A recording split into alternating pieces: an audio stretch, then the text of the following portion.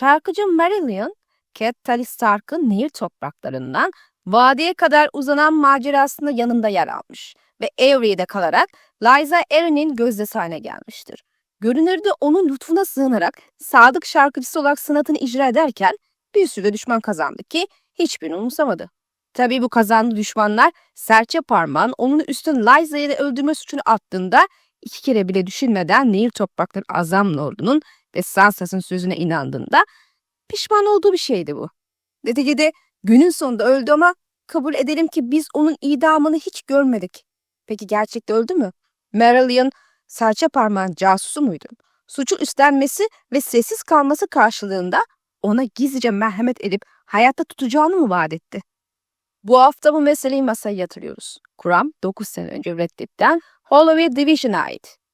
Yani bu bir çeviri kuramı ve kendinden çok bir şey katmayı düşünmüyorum. Lakin video sonunda kendi görüşümü dillendireceğim. Elbette başlamadan önce küçük bir hatırlatma. Bu kanal bir topluluktur arkadaşlar. Tek başına bir yere varamaz. Her üye ve her abone bu hikayenin canlı bir parçası olarak kanalın büyümesine katkı sağlayabilir. Ya da tam tersinde başarabilir. Bu vesileyle desteğini sunanlara teşekkür ederim. Sadece kanala üye katılım sağlayarak destek sunmak zorunda değilsiniz. Abone değilseniz aramıza katılın. Videoyu beğenip paylaşın, zil sekmesini açmayı unutmayın. Elbette yorumlarınızı da beklerim çünkü bu kanal ancak bu şekilde birlikte büyür. Şimdi başlayabiliriz. Kargaların ziyafetinde Sansa'nın hikaye gidişatı çocukluğundan bir anıyla açılır. Özel bir ozanla ilgili bir hikaye. Bir keresinde o daha küçücük bir kızken bir gezgin ozan kış yarına yarım yıl kalarak misafir olmuştu. Beyaz saçlı, rüzgar yana yanaklı yaşlı bir adamdı ama şövalyelerden, maceralardan ve güzel leydilerden söz eden şarkılar söylüyordu ve Sansa adam ayrılırken acı acı ağlamış, babasından onu bırakmamasını istemişti. Adam bildiği bütün şarkıları bize 3'er kez çaldı demişti Lord Eddard yumuşak bir sesle. Onu isteği dışında burada tutamam ama ağlamana gerek yok. Söz veriyorum. Başka ozanlar da gelecektir. Ama artık Sansa bir kadın. Ve onu teselli etmek bir yana o şarkılar peşini bırakmıyor. Onu rahatsız ediyor. Mariana'nın çaldığı şarkılar Aeryn'in içinde nereye giderse gitsin onu takip ediyor. Sözler oklar gibi yükseldi ve karanlıkta onu delip geçti. Ah gördünüz mü benim oğlanı iyi efendim. Saçları kestane kahverengi. Geri döneceğini söz vermişti. Evimiz Wendish kasabasında. Ve işkence gördüğü söylenmesine rağmen Marilyn'ın şarkı söyleşi her zamankinden bile iyidir. Ozan'ın sesi güçlü ve tatlıydı. Sansa eskisinden daha iyi söylediğini düşündü. Sesi bir şekilde daha da zenginleşmişti. Tanrıların neden böyle bir sesi bu kadar kötü bir adama verdiğini anlayamıyordu. Hatta Sweet Robin bile Marilyn'ın müziğinden kaçamıyor. Onu her gece duyuyorum. Tanrıları kapatsam da başıma yastık bassam da. Baban onun dilini kestirmeliydi. Ona söyledim ama yapmadı. Peki ama neden? Petri neden Marilyn'ın dilini kestirmedi? Neden onu öldürtmedi? Elbette itiraf etmesi için diline ihtiyacı vardı ama beyan notları zaten ondan nefret ediyordu. Petri onu öldürse kimse bu kadar da kızmazdı. Bu adam ölmek zorunda dedi Sir Mervyn Bellemore onlar gittikten sonra. Lady Lysa'nın ay kapısından çıktığı gece o da onu takip etmeliydi. Dilsiz olarak diye ekledi Sir Alden Royce. O yalancı, alaycı dili olmadan. Sonuçta Marilyn'ın Petri Barish'i sevmesi için hiçbir sebep yoktur. Lysa'nın cinayetinin üzerine atıldığı adam odur. Gök hücresine kapatıldığı, gözlerinin oyulduğu ve daha sonra öldürtüldüğü söylenen adam odur. Buna rağmen Petri onu hayata tuttu ve onu beğen notlarının önüne çıkararak planını riske attı ve Marilyn bu süreçte her adımda işbirliği yaptı. Niçin? Kuram sahibi bunun sebebinin Marilyn'ın en başından beri Petri Barish'in casusu olmasına bağlıyor. Petri Barish'in soyadı Westeros tarihindeki en ünlü ozanla inkar edilemez bir benzerlik taşır. Elbette Baelish tat oyunlarında ortaya çıkar. Bear ise kralların çarpışmasında yani bu benzerlik fazlası kasıtlı gözüküyor ve Bear efsanesi ondan kaçmamıştır. Kuzeyde ya da güneyde ozanlar her zaman hoş karşılanır. Böylece Bear, Lord Stark'ın sofrasında yemek yedi ve gece yarısına kadar Lord'un yüksek tahtlarında onun için çalıp söyledi. Eski şarkıları çaldı. Bir de kendi yaptığı yenileri ve öyle güzel çalıp söyledi ki işini bitirdiğinde Lord onu dilediği ödülü seçmesini teklif etti. Bear, ozan kimliğini kullanarak ulu lordların saraylarına ve kalelerine sızar.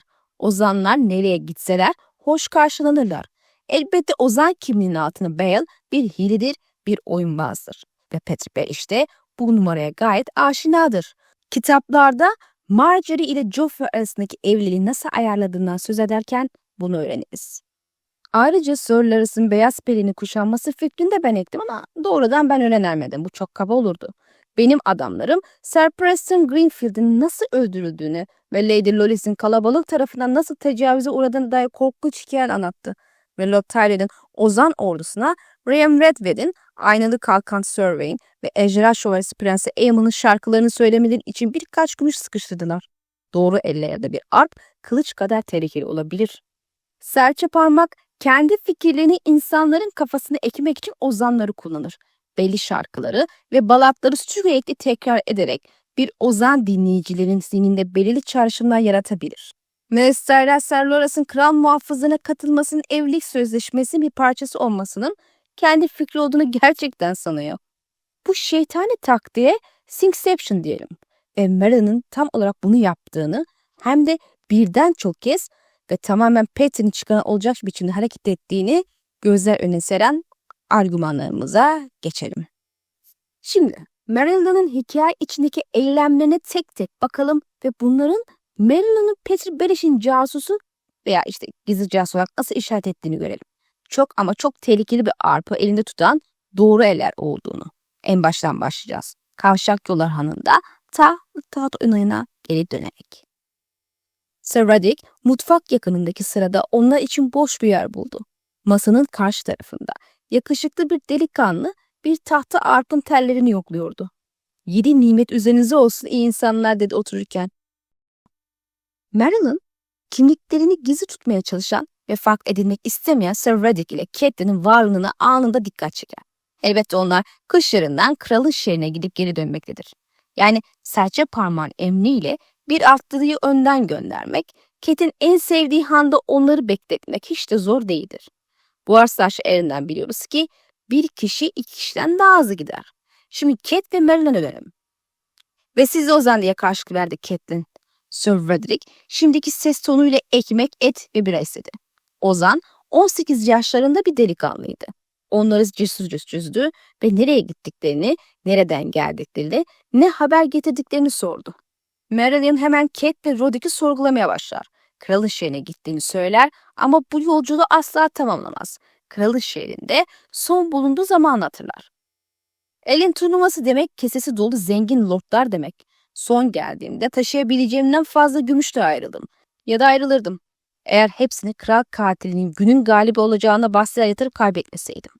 Bu da tam olarak serçe parmağın Valyria çeliği hançeri Tyrion'un Lannister'a kaptırdığı sırada yaptığı iddia edilen bahisle aynıdır. Şimdi hançer ve suikast gelişimi Catelyn'in aklındadır ve tam olarak bu sırada da uzaktan odanın öbür ucundaki kapının hızla açıldığını fark etti. "Hancı," diye seslendi arkasından gelen bir hizmetkarın sesi. "Ağır için atlarımız var ve Lannister Lord'um bir oda ile sıcak bir banyo istiyor." Cate içinden "bizi fark etme, bizi fark etme," diye dua ederken iyi Meryl'in ne yapar? Catelyn aralarındaki kalabalık sıralar için minnettar olduğunu düşünüyordu ki Meryl'in aniden ayağa fırladı. "Lannister Lord'um," diye seslendi. "Yemek yerken sizi eğlendirmekten memnuniyet duyarım. Size babanızın kral şehrindeki büyük zaferin hikayesini söyleyeyim." "Bundan daha çok iştahımı kaçıracak bir şey olamaz," dedi Cici kurusuk bir sesle. Eşleşmeyen gözleri Ozan'ı kısa bir an inceledi. Uzaklaşmak için hareketlendi ve Catelyn'i buldu. Bir an ona baktı, şaşkın. O yüzünü çevirdi ama çok geçti. Cüce gülümsüyordu. "Lady Stark, ne beklenmedik bir zevk," dedi. Ve hikayenin geri kalanını biliyoruz. Kavşak Yollar Hanı'ndaki bütün bu curcuna, Tyrion'un kaçırılması ve barut fıçısını ateşleyen kıvılcımın tamamı Meryl'in işidir. Ve bunu son derece kasıtlı davranarak yapar. Eğer serçe parmak için çalışmıyorsa, serçe parmağın ona ciddi teşekkür borcu var demektir. Peki Meryl'in sonra ne yapar? Güvenli ve rahat kralın şehrine yolculuğu etmek dururken açıklaması pek mümkün olmayan bir şekilde Catelyn ekibine katılır ve Tyrion ile birlikte Aerie'ye giden tehlikeli, ölümcül yüksek yolu aşar. Üstelik birkaç kez ölüm tehlikesi atlatır. Aerie'ye vardıklarında ise Ser Roderick'in yanında Kavşat'taki handan beri onunla yolculuk edenlerden sadece Bronn, Ser Willis Wald ve Ozan Meryl'in kalmıştı. "Lady'm," dedi Meryl'in öne doğru sürerek. Beni Avery'e kadar size eşlik etmeme izin vermeniz için yalvarıyorum. Hikayenin sonunu başlangıcına şahit olduğum gibi kendi gözlerime göreyim. Delikanlının sesi yorgun geliyordu ama garip biçimde kararlıydı. Gözlerinde ateşli bir parıltı vardı. Kendi canı pahasına neden böyle ateşli bir kararlılığa sahip? Amacı ne? Bir görevi tamamlamak mı? Öyle gözüküyor. Tyrion, Bronn ile birlikte vadiden ayrıldıktan sonra Meryl'in anlatıdan düşer. Ta ki Sansa ve Serçeparmak geri dönüp Serçeparmak Lady Lysa ile evlenip vadiyi almak için gelene kadar. Ve bu arada Marilla'nın ne yaptığını öğreniriz. Lysa'nın gözüne girmiş, başka hiçbir talibin Petri gelene kadar Lysa'ya yaklaşmamasını sağlamıştır. Lady Lysa ona karşı hiçbir şikayeti duymak istemiyordu. Aery'e gelişinden beri Ozan onun gözcüsü olmuştu. Küçük Lord Robert'ı her gece uyutuyor ve Lady Lysa'nın talepleriyle dalga geçen dizilerle onların burnunu kıvırıyordu. Teyzesi onu altın ve hediyelere boğmuştu. Değerli kıyafetler, altın bir kol bileziği, ay taşlarıyla süslü bir kemer, iyi bir at. Sansa'nın anısından biliyoruz ki kış yerindeki Ozan'ı yarım yıl kadar yanında tutabilmişti. Bunu da yalvararak yakararak yapmıştı. Genelde Ozanlar çok daha kısa süre kalır ama Merylon yarım yıldan çok daha uzun süredir oradadır. Çünkü Pety'nin casusdur. Onun Singerception'ı Lysa üzerine nasıl kullandığına dair örneklerimiz bile var. Bizi domuz diye adlandırdı dedi Sir Albert Royce. Çenesi tıraşlı ama kalın siyah favorileri, yüzünü çevreleyen çitler gibi duran bodur ve geniş omuzlu bir şövalyeydi. Sir Albert babasının genç bir kopyasıydı. İki domuzun bir dağın çevresine dolaşıp bir doğanın artıklarını yemesinden söz eden bir şarkı yaptı. Bunun biz olduğumuzu söyledi ama bana güldü. Neden Sir? Bu sadece boğazlı domuzlar hakkında bir şarkı dedi. Benimle de alay etti dedi Sir Marvin Belmore. Bana Ser Çın Çın adını taktı. Dilini keserim diye yemin ettiğimde Lady Lysa'ya koşup eteklerinin arkasına saklandı. Bu Lysa'ya başka taliplerin yaklaşmasını zorlaştırır. Ta ki Serçeparmak gelip onu kendisi sahiplenene kadar. Meryl'in tüm eylemleri Pety'nin çıkarınadır. Ama bu kuramda büyük bir açık var. Eğer Meryl'in Pety'nin casusuysa, Petty de onu cinayete suç ortağı yapmış, ihanet edip sakatlamış olmuyor mu? Sonuçta Meryl'in bu olayı beklemediği de varizdir. Sadece Cat, Serçeparmak ona kısa sert bir şekilde itti.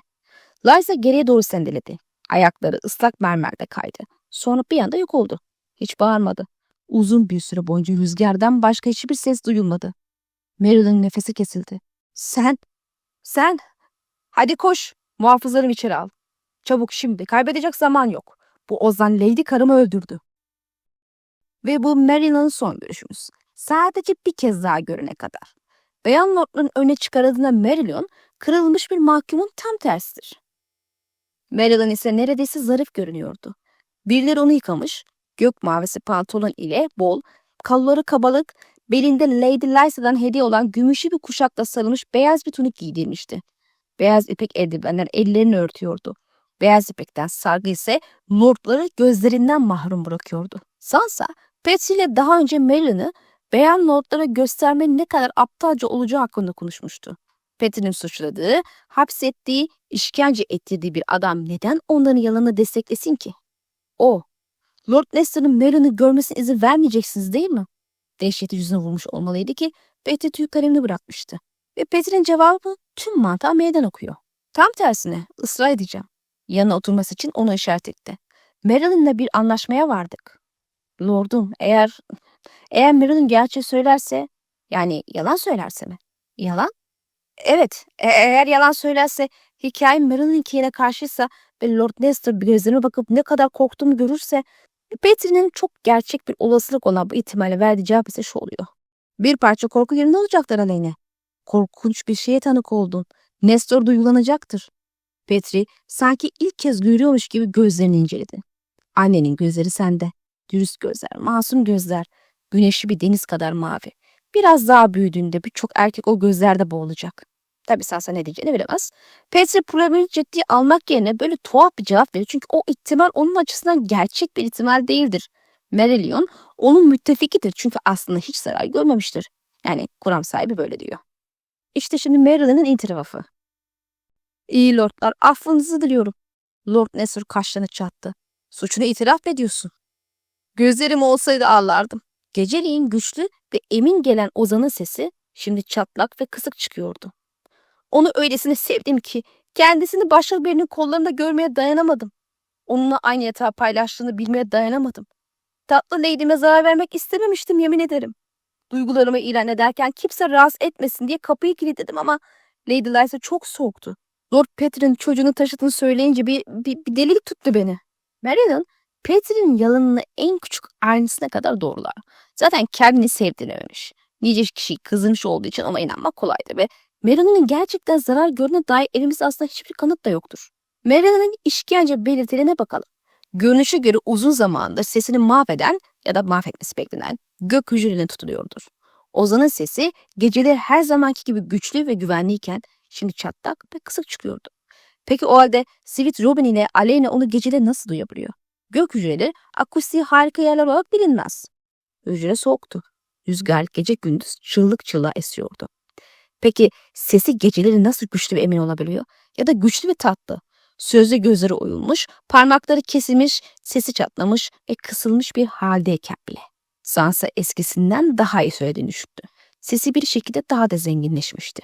Demek ki Marillion yüksek lordluğun önüne rol yapmakta, onların gözünde kırılmış bir adamı canlandırmaktadır. Marillion'ın sakatlıkları da yalan gibi görünür. Maddie, Sansa'ya 3 parmağının kesildiğini söyler ki bu tesadüfen Rick'in kaybettiği 3 parmakla aynıdır. Gözlerini oyulduğunu da söylenir fakat ilginçtir ki bunların hiçbir gösterilmez. Beyan notlarının huzuruna çıkartıldığında hepsi beyaz ipekle örtülmüştür. Beyaz ipek eldivenler ellerini örtüyordu. Beyaz ipekten sargı ise lordları gözlerinden mahrum bırakıyordu. Sansa konuşurken ellerine baktı. Tombul Maddie, Mord'un 3 parmağını, 2 serçe parmağı ile bir yüzük parmağını kestiğini iddia etmişti ama bu eldivenlerle bunu söylemek zordu. Belki de sadece bir hikayeydi. Özetlersek, Marillion bir gök hücresinde zaman geçiriyordur ama Eyri'nin salonlarında geceleri çalıp söylerken duyulur. Marillion'ın sesi Beyan Lord'un önünde çatlak ve kısık ama geceleri şarkı söylerken güçlü ve emindir. Marillion'ın parmakları sakatlanmış. Bazıları yoktur ama arp çalması hayatının en iyi halidir. Marillion'ın gözleri sözle uyumuştur ama bir şekilde hala ipekle kapatılır. Marion söze mahkumdur ama Eyri'deki en kaliteli kıyafetleri giymektedir. Görünüşe göre serçe parmak ile Marion'ın vardığı anlaşma, Marion'ın cinayetin günahını üstlenmesi, buna karşılık serçe parmağı da onun gerçekten, yani kelimenin tam anlamıyla düşmesini engellemesi yönündedir. Ama Sweet Robin öldüğüne inanmaz tabii ki de. Baban onun öldüğünü söylüyor ama ölmedi. Öldü. Bu şekilde konuşmasını duymak onu ürkütüyordu. Zaten küçük ve hasta olması yeterince kötüydü. Bir de deliyse. Sweet Robin, o öldü. Marilyn Lady Anne'ni fazla sevdi ve yaptıklarının ağırlığıyla yaşayamadı. O yüzden gökyüzüne yürüdü. Aleyne gövdesini görememişti ama Robert da görmemişti. Ama Ozan'ın öldüğü konusunda en ufak şüphesi yoktu. Pekala. Aleyne, şüphe duymalısın. Gerçekten de duymalısın. Şimdi gelelim kuramın incelemesine. Genel olarak kısa bir kuram olsa da temelsiz olmadığı gibi akla gayet yatkın iddialar öne sürüyor. Güçlendirmek için kullandığı argümanlar da bana göre yerinde. İlk önce kuramın artılarına bakalım, daha sonra da eksilerine bakarız. Petrie'nin Tyrell'lerin düşüncelerini yönlendirmek için şarkıcıları kullanıp belli balatları onlara söylettiğini bizzat kendisinden duyuyoruz. Yani Petrie'nin ozanları propaganda ve yönlendirme aracılığıyla kullanması tamamen kitap bilgisiyle uyumlu, sağlam bir gerçektir.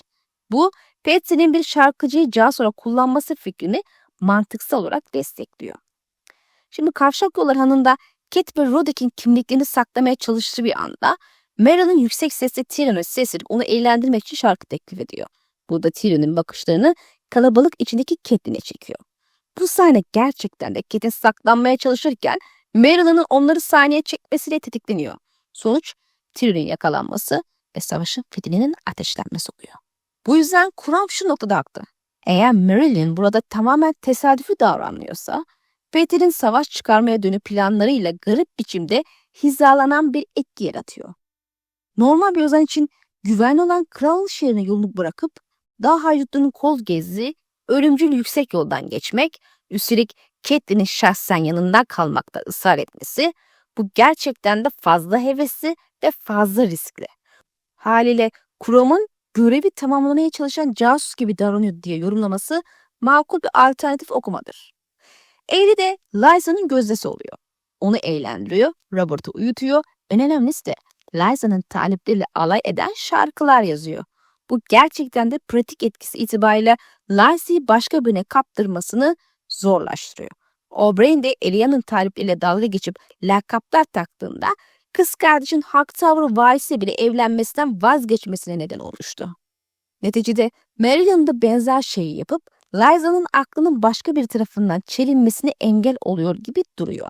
Ta ki doğru zaman geldiğinde Petri gelip onunla evlenerek vadiyi ele geçirene kadar. Yani eylem düzeninde Marilyn'in şu ana kadar yaptıkları serçe parmağın hedefleriyle uyumlu. Bu zaten Chrome'un en güçlü tarafı. Marilyn'in işkence görmüş haliyle çok iyi şarkı söylüyor oluşuna bakarsak, gündüz Beyan Lord'ların önünde sesi çatlak ve kısıkken, geceleri Sansa onun eskisinden daha iyi, daha zengin tonda şarkı söylerken duyuyor. Yani kurama göre gündüz rol yapan, kırılmış bir mahkumken, gece gerçek sesini kullanan bir işbirlikçi oluyor. Bu da en azından karakter içi tutarlı bir okuma diyebiliriz. Hiçbir şey olmasa bile Tyrion'un tecrübesinden yola çıkarsak, gök hücrelerinin çok soğuk olduğunu biliyoruz. Bir ozan için özellikle gözleri oyulmuş, parmakları kesilmiş, kan kaybetmiş, zayıflamış biri için sağlığını olumsuz yönde etkilemesini beklediğimiz bir durum var ama geceleri sesi hiç öyle çıkmıyor. Zaten hücrelerde bağırıp çağırıp duran herkesin sesi kalede gerçekten yankılanıyor mudur? Ondan da çok emin değilim. Öyleyse çok rahatsız edici bir durum olurdu. Hayır, ben pek sanmıyorum. O halde bu ses nasıl geliyor? Tatlı Robin'e bile ölmüş olması gerektiği halde geceleri hala sesini duyduğunu söylediğini gördük. En azından iddiası bu şekilde. Elbette hastalıklı bir çocuk olduğu için çocuklara kim inanır ki? Net tarihe inanmamıştı zamanında. Şimdi kuramın zayıf noktalarına bakalım. Bu kadar uzun soluklu komplolu bir ajan Marilyn planı Martin'in anlatı tarzına ve elimizdeki kadarı ne kadar uyuyor? Kitaplarda Marilyn bize nasıl gösteriliyor? İlgisiz kalınca alıngan, güç karşısında yaltaklanan, tehlike anında panikleyen, Catelyn'e yolculuk ederken sürekli şikayet eden, korkan, neredeyse uçurumlardan düşen biri. Yani o daha çok kibirli ama zavallı, kendi büyük sanatçı sanan bir tip. Kuram ise ondan uzun vadeli görev bilinci olan, yüksek riske rağmen görevi tamamlamaya çalışan, rol yapma becerisi yüksek bir ajan olarak çıkartıyor.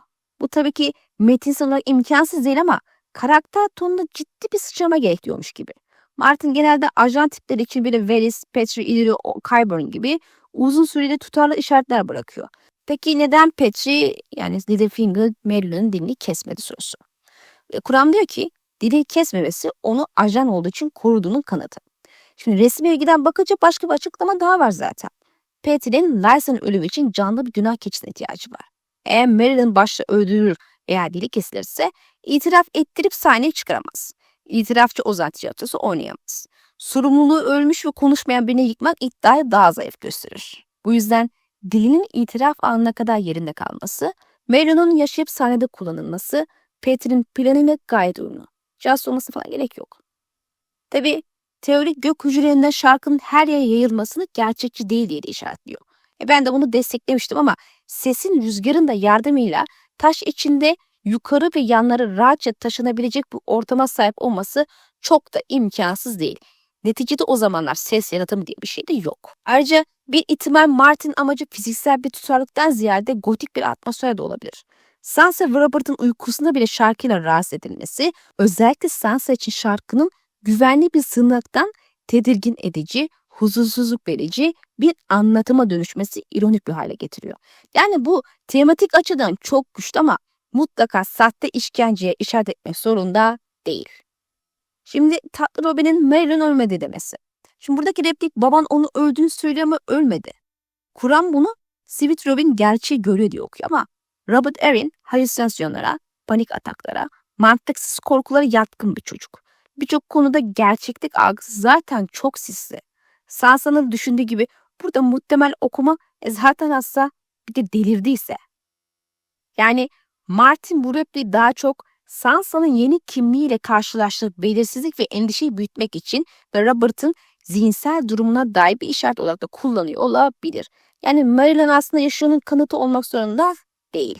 Şimdi alternatif bir yola bakalım. Kuramın tamamen yanlış olduğunu söylemek zor çünkü çok güzel noktalar parmak basıyor. Bence daha dengeli bir versiyon şöyle de olabilir. Şimdi 1. Meryl'ün Kavşak Yollar Hanı'nda Pety'nin önceden ayarladığı bir casus olmak zorunda değil. O sadece kendi cebine doldurmak, Tyrion gibi bir lorda yaranmak istiyor olabilir. Yine de Petrie'nin planları açısından sonuç sanki arada gizli bir el varmış kadar mükemmel çalışıyor. İki evli de Petrie, Marillion'u sonradan kullanıyor olabilir. Marillion, Liza'nın gözdesi olduktan sonra Petrie'nin ilgisini çekmiş, Petrie de onun dal kavuğunu ve zaaflarını fark edip şarkılarla, taleplerle dalga geçmesi için teşvik etmiş, daha sonra da günah keçisi rolünü zorlayarak bir malzeme olarak kenara koymuş olabilir. Tabi bu kısım Serçe Parmak'ın Avery'de başka bir casus olduğunu ve onunla iletişim kurduğunu gösterir. Bu da gayet mümkün. Kendisi tek casus yetinecek biri değil zaten. Bu kuramın en hoş tarafı Sansa'nın şarkılarla olan ilişkisini ters yüz etmesi. Çocukken onu teselli eden şey şarkılardı. Ozanlar ve balatlardı ve tabii kahraman şövalye ve yakışıklı prens hikayeleriydi. Kargaların ziyafette onu en çok rahatsız eden şey ise yine şarkılar. Özellikle Marillion'un şarkıları. Marillion, Sansa için masalın çürümüş yüzü gibi. Bir zamanlar idealize ettiği saray şarkıcı figürü şimdi hem yalan söylüyor hem de etrafındaki insanları manipüle etmek için kullanılıyor. Kuramın Marillion aslında gizli bir casus, işkence görmediği yaşıyor kısmından bağımsız olarak bile Shore'un metinde çok uyumlu. Petrie Baelish şarkıları ve ozanları silah olarak kullanıyor. Sansa ise bu silahların arasında büyümeye ve kendi gerçeğini bulmaya çalışıyor. Marillion odakta duran, küçük ama sembolik olarak büyük bir ayna. Peki benim genel kanım ne? Kuram için kesin böyle demek zorunda değiliz. En azından en başından beri casus olmak zorunda değil. Hikayenin bir noktasında serçe parmağın emrine girmiş olabilir. Ama Martin tarzına uygun, yaratıcı ve metindeki ayrıntıları iyi okuyan bir kuram bu. Ben şahsen beğendim. Özellikle Petrie'nin ozan manipülasyonu ve Lysa'nın talepleriyle alay edilmesi kısımlarında gayet sağlam bir omurgası var.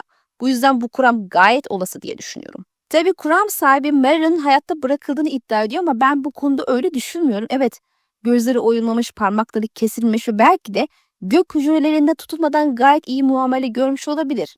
Serçe parmak onun istediği şarkıyı söylemesi karşılığında öldü numarası yaparak uzak diyarlara kaçırma sözü vermiş olabilir. Tabii sürüsüne bereket altında. Bu sebeple bu şarkıyı söylemesi bana gayet olası geliyor. Aksi halde hem işkence görüp hem öleceğini bile bile hangi salak suç üstlenir? Bir çıkarı olmalı yani. Elbette günün sonunda Ser Dantos'tan görüyoruz ki serçe parmak piyonlarıyla işi bittiğinde onları hayatta tutacak biri değil. Yani Marillion yüksek ihtimalle öldü bile. Yahut ölmek üzere. Peki siz ne düşünüyorsunuz? Bizimle yorumlarda paylaşın. Sonraki videoda görüşmek dileğiyle. Allah'a emanet olun.